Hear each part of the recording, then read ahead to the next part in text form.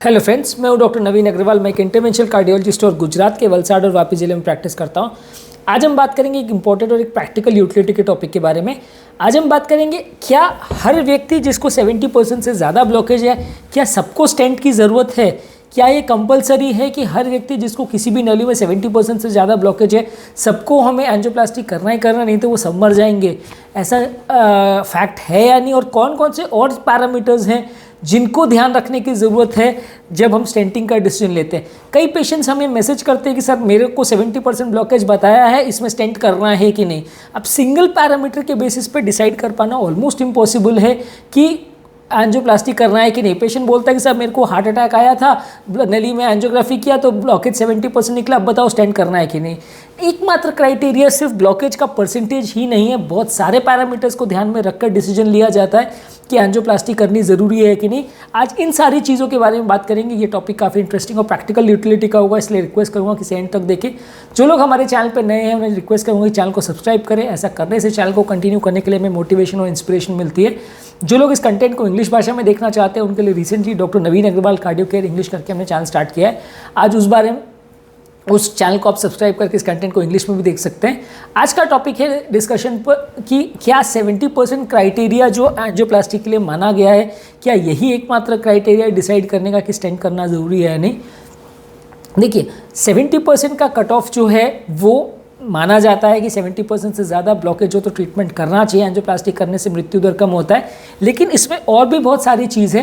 Patient को अगर कोई सिम्टम नहीं है, कोई तकलीफ नहीं है, चलने में सांस नहीं फूल रही है, कोई छाती में दर्द नहीं हो रहा, घबराहट पसीना नहीं हो रहा, कोई प्रॉब्लम नहीं है, तो वैसे लोगों में स्टेंट करने का बहुत ज़्यादा फायदा नहीं है। इन्हें क्रॉनिक स्टेबल एंजाइना या एसिम्प्टोमेटिक पेशेंट बोलते हैं। कोई भी ऐसी स्टडी नहीं है जो शो करती है कि अगर एसिम्प्टोमेटिक पेशेंट है या पेशेंट को कोई तकलीफ नहीं है तो उसमें स्टेंट करना चाहिए। स्टेबल एंजाइना और अनस्टेबल एंजाइना में फ़र्क होता है। स्टेबल एंजाइना यानी पेशेंट को कोई ज़्यादा तकलीफ नहीं है, 3-4 महीने या सालों से उसको हल्का हल्का चलने में सांस फूलती है, छाती में दर्द होता है, बहुत ज़्यादा तकलीफ नहीं है, सालों से उतना ही स्टेबल सिम्टम्स चल रहे हैं। अनस्टेबल एंजाइना का मतलब ये कि जब पेशेंट की सिम्टम पैटर्न पिछले 3 महीनों में डिटोरिएट हुआ है, यानी कि पेशेंट का स्टैमिना पहले जितना था उसके कंपैरिजन में अभी बढ़ा है, तो अनस्टेबल एंजाइना पेशेंट्स में आपको ट्रीटमेंट करना चाहिए। क्योंकि इसका मतलब ये है कि पेशेंट की कंडीशन डिटोरिएट हो रही है, रैपिडली डिटोरिएट हो रही है। इसका मतलब वो बहुत टाइम तक नहीं टिक पाएगा, बहुत टाइम तक सिर्फ दवा पर मेंटेन नहीं हो पाएगा। जो लोग करेज और इस्कीमिया ट्रायल की बात करते हैं उसमें भी ये समझने की ज़रूरत है कि ये दोनों ट्रायल स्टेबल एंजाइना के पेशेंट्स में, यानी जिनको 60-70% ब्लॉकेज महीनों से सालों से था और वो स्टेबल थे, हार्ट अटैक नहीं था, कोई उनको ट्रोपोनिन एंजाइम पॉजिटिव नहीं था, उन लोगों में आप अगर दवा पर मेंटेन करते हो और कुछ सालों तक मेंटेन करते हो तो काम चल सकता है। ये सारे ट्रायल्स मीडियम लेवल्स के ट्रायल्स थे, यानी 3-4 साल के फॉलोअप वाले ट्रायल्स थे, बहुत लंबे ट्रायल्स नहीं थे। स्टेबल एंजाइना का पेशेंट कई सालों तक एसिम्प्टोमेटिक रह सकता है, इसीलिए वैसे पेशेंट में अगर हम एंजियोप्लास्टी नहीं भी करें तो चल सकता है। एक और टेक्निक है ऐसे केसेस में डिटरमाइन करने के लिए कि प्लास्टिक की ज़रूरत है कि नहीं, जिसे फ्रैक्शनल फ्लो रिजर्व टेक्निक बोलते हैं। उसमें एक प्रेशर सेंसिटिव वायर हम ब्लॉकेज के अक्रॉस क्रॉस करते हैं और उसके आगे और पहले का दोनों का प्रेशर डिफरेंस देख लेते हैं, ग्रेडियंट कितना है वो देख लेते हैं। अगर ग्रेडियंट ज़्यादा है तो प्लास्टिक करना है या नहीं तो नहीं करना है। फ्रैक्शनल फ्लो रिजर्व के बारे में एक स्पेशल वीडियो हमने किया था जो कि आप मेरे चैनल पर देख सकते हैं, FFR करके टॉपिक है। हाँ, आते हैं वापस अपने टॉपिक पर। हमारा डिस्कशन ये है कि अगर किसी व्यक्ति को 70% ब्लॉकेज है, अगर व्यक्ति को सिम्टम्स नहीं है, कोई तकलीफ नहीं है, सांस वगैरह नहीं फूल रही है, तो आप दवा पर चला सकते हैं। कितने टाइम तक दवा पर चलेगा और वो 70% से 90% पहुँचने में कितना टाइम लगेगा या 100% पहुँचने में कितना टाइम लगेगा, इसका कोई फिक्स रूल नहीं है। किसी व्यक्ति में 1 साल लग सकता है, किसी में 2 साल, किसी में 5 साल, किसी में 10 साल, वो लक है। आप कितना अच्छा परहेज करते हैं, कितना ध्यान रखते हैं, दवाइयों को कितने ध्यान से लेते हैं, कितना लाइफस्टाइल मॉडिफिकेशन को प्रॉपर्ली फॉलो करते हैं, ये सारी चीज़ें डिटरमाइन करती हैं। बाकी तो लक है। कितना आपका जल्दी ब्लॉकेज बढ़ेगा, किसी केस में वो थोड़े जल्दी बढ़ सकता है, किसी में बहुत टाइम लगा सकता है, दैट इज़ लक। पर हाँ, अगर 70% का ब्लॉकेज और पेशेंट को कोई सिम्टम नहीं है तो वहाँ प्लास्टी नहीं भी करे तो चलेगा। सेकेंड चीज़, एक और क्राइटेरिया जो इंपॉर्टेंट है डिसाइड करने के लिए, वो ये है कि नली कौन सी है जिसमें वो ब्लॉकेज है। अगर वो हार्ट की मेन नली है जो हार्ट का बहुत बड़ा एरिया सप्लाई कर रही है और ब्लॉकेज अनस्टेबल लग रहा है, उसका मेम्ब्रेन अनस्टेबल लग रहा है, तो वैसे में प्लास्टिक करना चाहिए। उसे अनस्टेबल एंजाइना का प्लाक बोलते हैं, तो वैसे में प्लास्टिक करना चाहिए। अगर हार्ट अटैक का सिनारियो है, रिसेंटली पेशेंट को हार्ट अटैक आया है, बड़ा नली में हार्ट अटैक है, छोटे अटैक की बात नहीं करूँ, बड़ी नली में हार्ट अटैक है, ट्रोपोनिन एंजाइम्स क्लियरली पॉजिटिव है, वैसे केस में प्लास्टी करनी चाहिए, उसमें कंपैरेटिवली फायदा ज़्यादा हो क्योंकि वो ब्लॉकेज अनस्टेबल है। रिसेंटली उसमें अटैक आया है, उसका मेम्ब्रेन ऊपर से अनस्टेबल है, वो मेम्ब्रेन रिसेंटली फट गया है, तो उसमें दोबारा से हार्ट अटैक आने का चांस काफ़ी ज़्यादा होगा, तो उसको प्लास्टिक करना चाहिए। हर एक को प्लास्टिक करना ऐसा नहीं कहूँगा, कंपैरेटिवली बड़ी नलियाँ हैं, ज़्यादा एरिया को सप्लाई कर रही हैं और रिसेंट हार्ट अटैक आया तो करने का चांस, करने से फ़ायदा होने का चांस ज़्यादा है। नेक्स्ट इंपॉर्टेंट क्राइटेरिया है कि अगर किसी व्यक्ति का एरिया वायबल है तो प्लास्टिक करना है, नहीं तो नहीं। यानी जिस एरिया को नली सप्लाई कर रही है, अगर पेशेंट को ऑलरेडी हार्ट अटैक आ चुका है और वो एरिया ऑलरेडी डेड हो चुका है, तो फिर वहाँ पे प्लास्टिक करने का फायदा नहीं है। जैसे गार्डन में पौधा जीवित हो तो पानी देने का मतलब है, पौधे मर जाएं तो फिर पानी देने का कोई मतलब नहीं है। तो वैसे अगर एरिया जिसको वो नली सप्लाई कर रही है, वो एरिया अगर अटैक की वजह से ऑलरेडी काफ़ी हद तक डेड हो चुका है, तो उसको प्लास्टिक करके ज़्यादा फायदा नहीं होगा।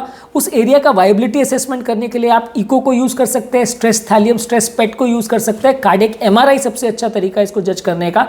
अगर ये टेस्ट ये शो करते हैं कि वो एरिया जीवित है, वायबल है, तो उसमें प्लास्टिक करनी चाहिए। अगर वो एरिया शो करते कि डेड हो चुका है या 90-95% तक डेड हो चुका है, तो वैसे एरिया में स्टेंट करने का कुछ फायदा नहीं होगा, क्योंकि स्टेंट से आप नली का रक्त प्रवाह तो चालू कर देंगे, लेकिन जो एरिया ऑलरेडी डेड हो चुका है उसमें बहुत ज़्यादा फायदा नहीं मिलेगा। हाँ, थोड़ा फायदा ये मिलेगा कि वो नली खुल जाएगी, एरिया का हीलिंग थोड़ा बेटर हो जाएगा, ऑक्सीजन सप्लाई उस एरिया में बेटर हो जाएगा, वो एरिया जो नली बंद है वो बाकी नलियों को थोड़ा कोलैटरल सप्लाई करेगी, ताकि कल को अगर फ्यूचर में उन नलियों में हार्ट अटैक आया तो वो नली दूसरे को भी प्रोटेक्ट कर सकती है। इसे ओपन आर्टरी हाइपोथेसिस बोलते हैं कि खुली आर्टरी बंद आर्टरी के कंपैरिजन में लॉन्ग टर्म मृत्यु दर को कम करती है। अभी फर्क भले ना ही पड़ रहा हो, 4 साल 5 साल बाद जब दूसरी नली का ब्लॉकेज बढ़ के 100% पे पहुंचेगा, अटैक आएगा, तब वो नली काम आएगी अगर वो चालू छोड़ते हैं तो, एज कम्पेयर टू वो नली को बंद छोड़ते हैं तो। क्योंकि बंद छोड़ते हैं तो वो दूसरी नली से ब्लड सप्लाई लेगी, उसका थोड़ा बहुत भी अगर टिश्यू जिंदा है तो वो दूसरी नली से ब्लड सप्लाई लेगी अपना काम चलाने के लिए, और चालू छोड़ते हैं तो वो दूसरे को भी सप्लाई दे सकती है अगर ज़रूरत पड़े तो उसको खोल देने में कुछ बेनिफिट होगा। जो एंजियोप्लास्टी का टेक्निक है जिसमें हम नलियों में जो कचरा है उसको साइड पे करते हैं ताकि ब्लड का प्रवाह चालू हो, पर अगर किसी को बहुत ज़्यादा टाइट ब्लॉकेज नहीं है, बहुत ज़्यादा फैली हुई बीमारी नहीं है, तो वहाँ स्टेंट करने का बहुत ज़्यादा फायदा नहीं होता। खासकर अगर पेशेंट को सिम्टम्स नहीं है या नली बहुत छोटी है तो भी बहुत फ़ायदा नहीं होता है। कभी कभी किसी को बहुत पतली नली होती है और बहुत डायमीटर नली का बहुत कम होता है, वहाँ पे भी स्टेंटिंग करने का फ़ायदा नहीं होता है, क्योंकि पतली नलियों में कंपैरेटिवली स्टेंट के रिजल्ट्स उतने अच्छे नहीं आते हैं। स्टेंट को जब आप करते हैं तो उसके अंदर या बीच की जो लेयर है वो अगर काफ़ी जगह स्पेस हो तो स्टेंट के चलने का चांस ज़्यादा है। जहाँ नली में स्पेस बहुत कम है वहाँ थोड़ा सा भी अगर स्टेंट में रूज आ जाएगा तो नली वापस से बंद हो जाएगी, रीब्लॉकेज आने का चांस काफ़ी बढ़ जाएगा।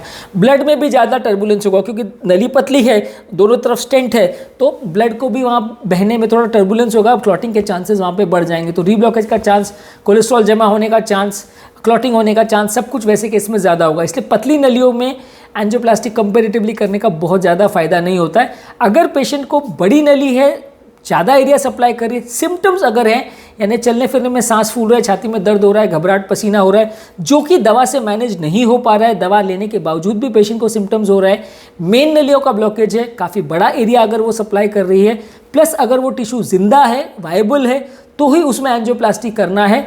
अगर एरिया नॉन वायबल है तो उसमें एंजियोप्लास्टी करने का फ़ायदा नहीं है। पर ये ऑल और नन फिनोमिना नहीं है कि आपने उसको बोल दिया कि साहब 70% है, कोई तकलीफ नहीं, अब छोड़ दिया, अब 10 साल बाद देखेंगे, वैसा नहीं है। वैसे पेशेंट को भी आपको रेगुलर फॉलोअप में रखना पड़ेगा, रेगुलर इको टीएमटी करते रहना पड़ेगा। जब कभी भी वो स्टेबल ब्लॉकेज अनस्टेबल होता है या पेशेंट की कंडीशन डिटोरिएट होती है तो वहाँ पे आपको तुरंत उसमें इंटरवीन करना पड़ेगा और एंजियोप्लास्टी करना पड़ेगा।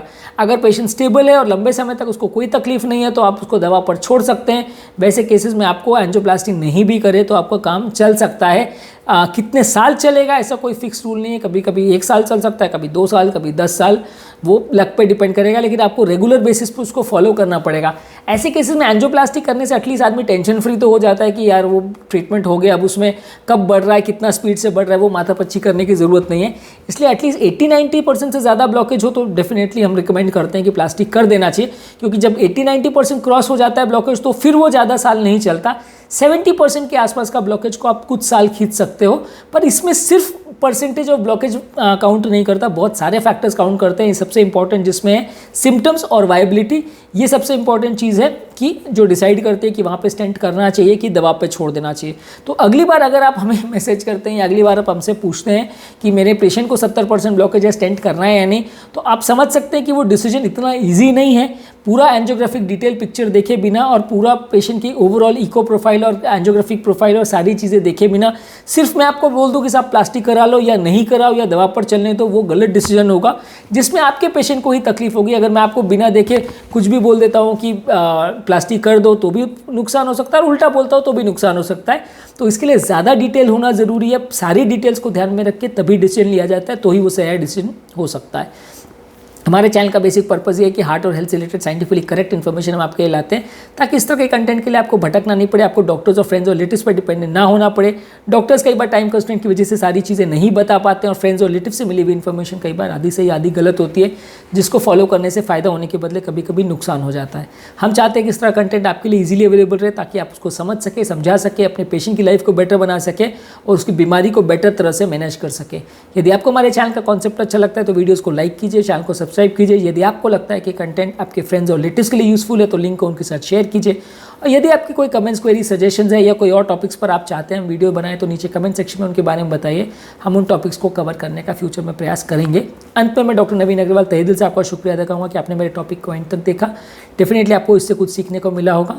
जो लोग मेरे चैनल पे नए हैं उन्हें रिक्वेस्ट करूँगा कि चैनल को सब्सक्राइब करें और बेल नोटिफिकेशन को प्रेस करें, ताकि हमें इंस्पिरेशन और मोटिवेशन मिले। जो लोग इस कंटेंट को इंग्लिश भाषा में देखना चाहते हैं उनके लिए रिसेंटली डॉक्टर नवीन अग्रवाल कार्डियो केयर इंग्लिश करके हमने चैनल स्टार्ट किया है, आप उस कंटेंट को इंग्लिश में भी देख सकते हैं।